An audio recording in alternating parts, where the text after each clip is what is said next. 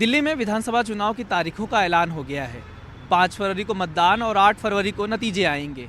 इसके साथ ही दिल्ली में आचार संहिता भी लग गई है, यानी दिल्ली में अब सरकारी चुनावी वादे बंद।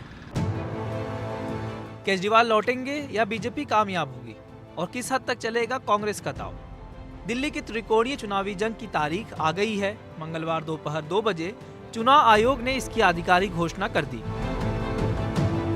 दिल्ली की 1.55 करोड़ जनता 5 फरवरी को अपने वोट के अधिकार को उपयोग करेगी और 8 फरवरी को पता चलेगा कि दिल्ली किसको मिलेगी। हम सोचते हैं सब दिल्ली वाले वोट करें, इसलिए इस बार भी महाराष्ट्र की तरह हमने इसको वेडनेसडे में रखा है। चुनाव तारीखों के ऐलान के बाद तीनों ही पार्टियों ने दावा किया उनकी तैयारी पूरी है और जनता इस बार उन्हें ही मौका देगी। डिफरेंट वेलफेयर स्कीम्स को ईमानदारी से लागू करने वाले ईमानदार और दूरदर्शी नेता केजरीवाल जी को चुनेंगे। एक बात स्पष्ट है, अरविंद केजरीवाल जी 8 तारीख को जाएंगे, तभी दिल्ली खुशहाल होगी।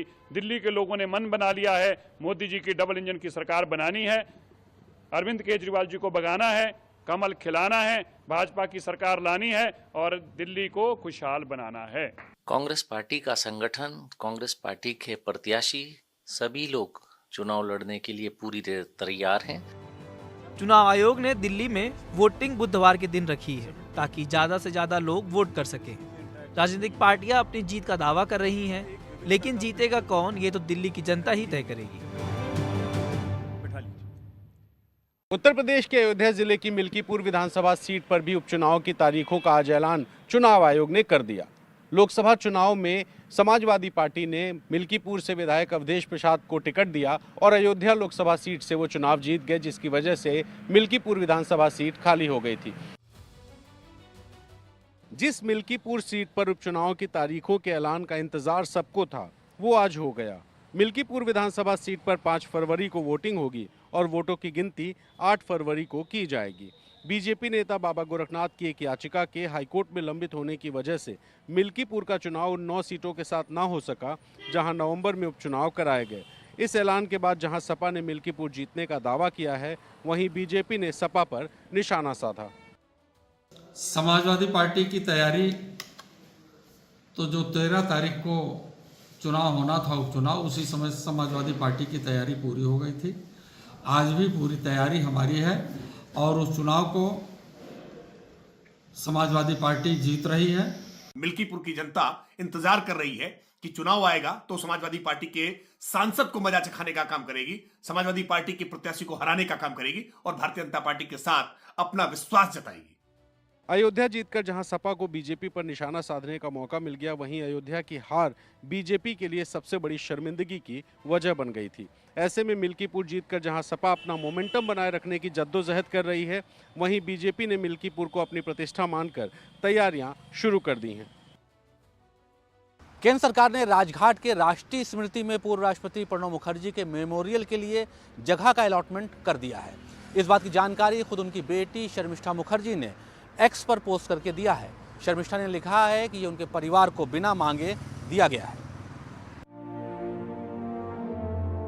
मंगलवार को शर्मिष्ठा मुखर्जी प्रधानमंत्री नरेंद्र मोदी से मिली। उन्होंने जानकारी दी कि उनके पिता प्रणब मुखर्जी के स्मारक के लिए सरकार ने राजघाट में जगह दे दी है। शर्मिष्ठा मुखर्जी ने एक्स पर पोस्ट किया कि उनके परिवार को यह सम्मान बिना मांगे मिला है। उन्होंने लिखा कि बाबा कहा करते थे कि राजकीय सम्मान मांगा नहीं जाता बल्कि इसे खुद दिया जाना चाहिए।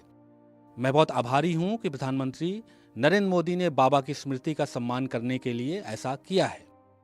बिन मांगे, बिना डिमांड किए हुए प्रधानमंत्री मोदी जी ने इस बारे में सोचा और उन्होंने खुद ये डिसीजन ली कि बाबा का स्मृति के लिए उनकी ऑनर में ये मेमोरियल बनाया जाएगा। तो इट इज इमेंसली टचिंग।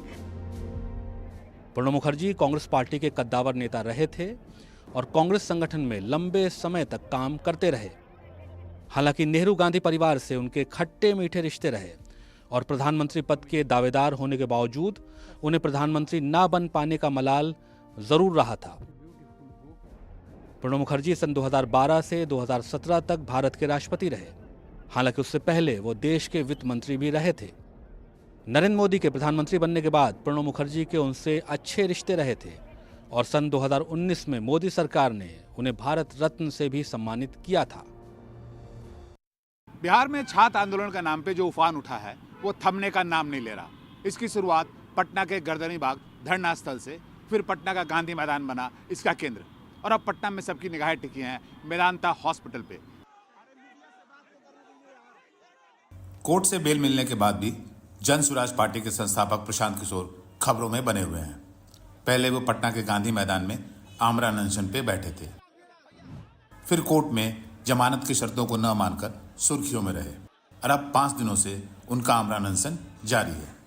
उन्हें मेदांता हॉस्पिटल के आईसीयू में भर्ती होना पड़ा है। कुछ मेडिकल इश्यूज है, इनको वेदांता ले जा रहे हैं, वहाँ पे जांच उच होगी। डिहाइड्रेशन भी है, हो सकता है यूरिनरी कॉलिक का भी शक है, गैस्ट्राइटिस भी है, थोड़ा सा इन्फेक्शन भी है।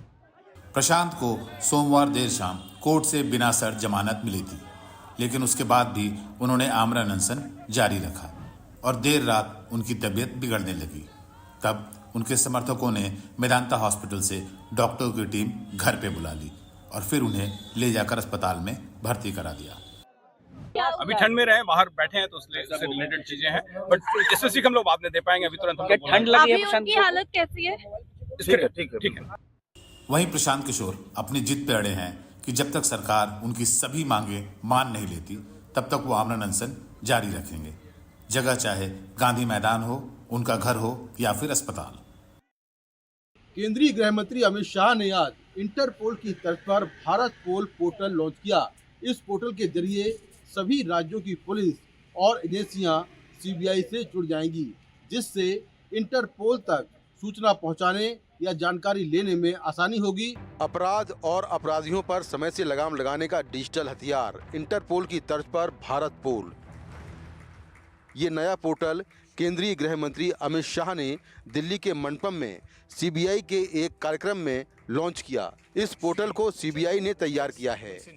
एक प्रकार से अब तक इंटरपोल के साथ काम करने के लिए एक ही एजेंसी नामित थी, सीबीआई, मगर भारत पोल की संरचना होने के साथ भारत की हर एजेंसी, हर राज्य की पुलिस अपने आप को बहुत सरलता के साथ इंटरपोल के साथ कनेक्ट कर पाएगी और सीधा गति अपने इन्वेस्टिगेशन को देने में उनको बहुत सहायता होगी।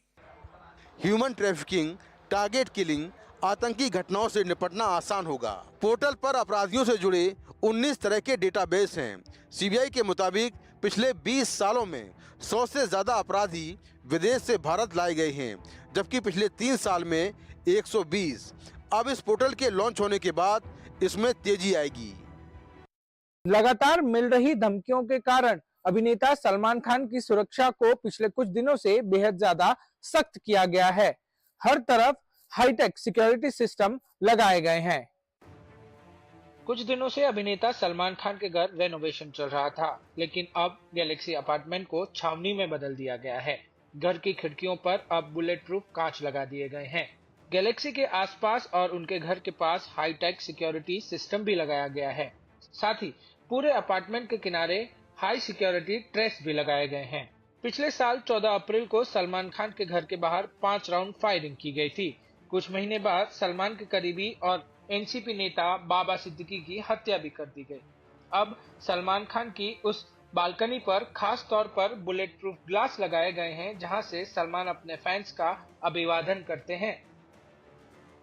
मुंबई में पॉन्जी स्कीम चलाने वाली चिटफंड कंपनी का खुलासा हुआ है। निवेश के नाम पर कईयों के साथ ठगी हुई। 5 लोगों के खिलाफ शिकायत दर्ज हुई है। 7 लोगों के बयान लिए गए हैं। ये मुंबई के दादर की तस्वीर है।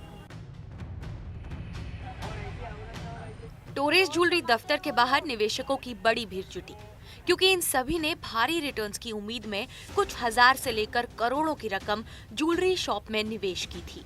लेकिन 5 जनवरी को दुकान ही बंद हो गई। दादर के एक सब्जी व्यापारी प्रदीप कुमार ने कंपनी में 4.5 करोड़ रुपए का निवेश किया। उन्होंने अपने सहयोगियों से भी निवेश करवाया, जिससे कुल राशि 13 करोड़ से अधिक हो गई। 21 जून को मैंने फर्स्ट पेमेंट किया था 6,70,000 का, उसके बाद कंपनी को देखा कि कंपनी हमको पेमेंट रिफ़ंड कर रही है वीकली, तो मैंने मेरी वाइफ के नाम पे, फिर फैमिली में बहुत सारे मेंबर हैं उनके नाम पे, तो इसके ऊपर हमने अनसिक्योर्ड लोन भी ले लिया था, क्योंकि कंपनी इतना रिटर्न दे रही थी, तो ये हुआ कि अपनी दुकान के सामने है, कंपनी भागेगी नहीं दादर में। इधर मूल कंपनी टोरेस ने एक वीडियो जारी कर स्थानीय कंपनी पर आरोप मढ़ने की कोशिश की है। वीडियो में एक भीड़ द्वारा दुकान में तोड़फोड़ की जा रही है, जिसका नेतृत्व कथित तौर पर कंपनी के सीईओ और सीओ कर रहे थे। कंपनी ने ये भी कहा कि इस योजना को उनकी जानकारी के बिना बढ़ावा दिया गया था। सूत्रों का कहना है कि कंपनी का मालिक दुबई में है, प्लानिंग के तहत विदेश भाग गया और रातों रात कंपनी बंद कर दी। छत्तीसगढ़ के बीजापुर में सोमवार को नक्सलियों ने बड़ा हमला किया। 8 जवान शहीद हो गए, उनके ड्राइवर की भी मौत हो गई। अब बड़ा सवाल यही है कि चूक कहां हुई। ये शहीदों के शव हैं जिन्हें उनके साथियों ने, छत्तीसगढ़ के मुख्यमंत्री ने श्रद्धांजलि दी। जवानों ने नारा लगाया। यह हमला उसी कुटरू थाने के इलाके में हुआ जहां से लगभग 20 साल पहले सलवा जुलम शुरू हुआ था। 20 साल बाद यही नक्सलियों ने कंक्रीट की सड़कों पर जवानों से भरी स्कॉर्पियो को बारूद से उड़ा दिया, वो भी लगभग 250 मीटर की दूरी से। 24 साल में नक्सलियों के साथ मुठभेड़ में 1313 जवान शहीद हुए हैं। नक्सलियों ने 1197 धमाके किए हैं। सब में रणनीति एक जैसी। काफिले की गाड़ी आते ही पहले से लगाई आईडी से धमाका, जिससे सड़क पर इस बार 10 फीट गहरा गड्ढा हो गया। 60 से 70 किलो का बारूद यहाँ पे इस्तेमाल किया गया और मुझे लग रहा है कि वो जो फॉक्सोल वाला इनका मसला रहता है, ये इस तरह से कुछ तकनीकी जानकार बता रहे थे, इससे कवर रहता है तो डिटेक्ट नहीं हो पाता। धमाका ऐसा कि गाड़ी के परखच्चे उड़ गए, एक हिस्सा पेड़ पर टंग गया। ड्राइवर के शव का अभी तक पता नहीं लगा। कुछ जवानों के द्वारा ढूंढने का प्रयास किए, तो कुछ पोटी शरीर का हिस्सा यहाँ पे मिला पानी में। ये आसपास मिला। लेकिन सवाल यह है कि आखिरकार नक्सली 60 से 70 किलो विस्फोटक लगाने में कामयाब कैसे हुए। सूत्र बताते हैं कि कुछ बड़ी गलतियां हुई हैं। एसओपी होता है उसका तो पालन हुआ था, लेकिन लगातार उनके टैक्टिक्स में भी चेंज होता है, नक्सलियों के टैक्टिक्स में भी चेंज होता है, तो उसकी वजह से हमें ये झेलनी पड़ी। जो जवान शहीद हुए वो 3 दिनों से ऑपरेशन पर थे। उन्होंने अबूझमाड़ इलाके में 5 नक्सलियों को मार गिराया था। सर्च ऑपरेशन के बाद ये फोर्स अपने कैंप में वापस लौट रही थी। बस्तर के नक्सल प्रभावित क्षेत्र में अपनी रिपोर्टिंग के लिए मशहूर मुकेश चंद्राकर की हत्या के बाद देश भर के पत्रकारों में नाराजगी है। आज प्रेस क्लब ऑफ इंडिया ने एक शोक सभा आयोजित कर मुकेश चंद्राकर को श्रद्धांजलि दी।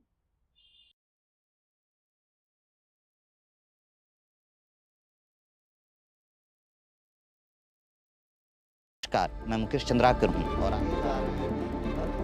अन्य सामग्री विस्फोटक जो है वो जिला मुख्यालय लाया गया है। बस्तर क्षेत्र के पत्रकार मुकेश चंद्रकर की हत्या हो गई थी। उनके समर्थन में देश भर के पत्रकार संगठनों में गुस्सा है। मंगलवार को प्रेस क्लब ऑफ इंडिया में मुकेश चंद्रकर को श्रद्धांजलि देने के लिए सैकड़ों पत्रकार इकट्ठा हुए। इस सभा में पत्रकारों ने मांग की है कि मुकेश की हत्या के दोषियों को जल्द सजा मिले, पत्रकारों की सुरक्षा सुनिश्चित की जाए और मुकेश के परिवार को आर्थिक मदद मिले। हमारे यहाँ से डिमांड है कि जल्द से जल्द चार्जशीट होना चाहिए। साथ साथ उनका परिवार को देखभाल के लिए सरकार तो कदम उठाना चाहिए। साथ साथ हम पत्रकार की साथ ही हम बातचीत करके देखेंगे कैसे हम सहायता कर सकेंगे। तीसरी सबसे बड़ी बात मेरे को जो लगता है कि पत्रकार की सुरक्षा के लिए देश में कानून होना चाहिए, वो कानून का अभाव है।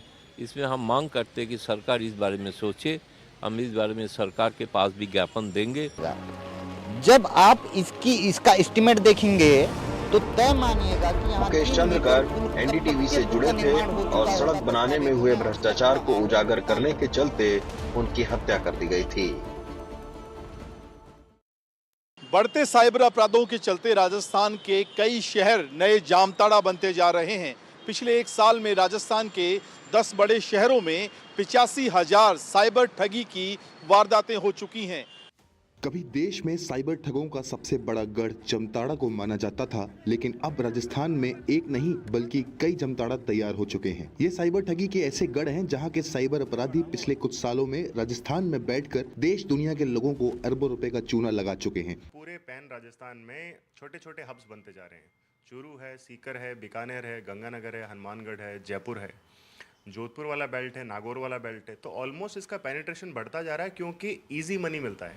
कुछ साल पहले तक राजस्थान में भरतपुर संभाग के डीग जिले को साइबर ठगों का सबसे बड़ा ठिकाना माना जाता था, लेकिन अब राजधानी जयपुर सहित ऐसे 1 दर्जन ठिकाने तैयार हो चुके हैं जहां से साइबर ठग इस नेटवर्क को ऑपरेट कर रहे हैं। कि जो हॉटस्पॉट जिनके भी जिलों में आइडेंटिफाई हो रहे हैं, वो जैसे ही जानकारी मिलती है उसकी पहचान करके त्वरित तौर पे वहाँ कार्रवाई करके आवश्यक हो तो जो संदिग्ध सिम है या IMEI नंबर है, जो इक्विपमेंट है, उसको DOT से संपर्क करके उसको ब्लॉक कराएं। राजस्थान में इन साइबर ठगों का आतंक किस कदर बढ़ चुका है, इसका अंदाजा आप इसी बात से लगा लीजिए कि राजस्थान पुलिस को अब इनसे निपटने के लिए 1 महीने लंबा अभियान साइबर शील्ड चलाने को मजबूर होना पड़ा है। इस अभियान में साइबर ठगी के हॉटस्पॉट पर साइबर क्रिमिनल्स को पकड़ने के साथ साथ मोबाइल फोन को डिस्ट्रॉय करने और ग्रामीणों के सहयोग से युवाओं को सही रास्ते पर लाने की कवायद भी की जा रही है।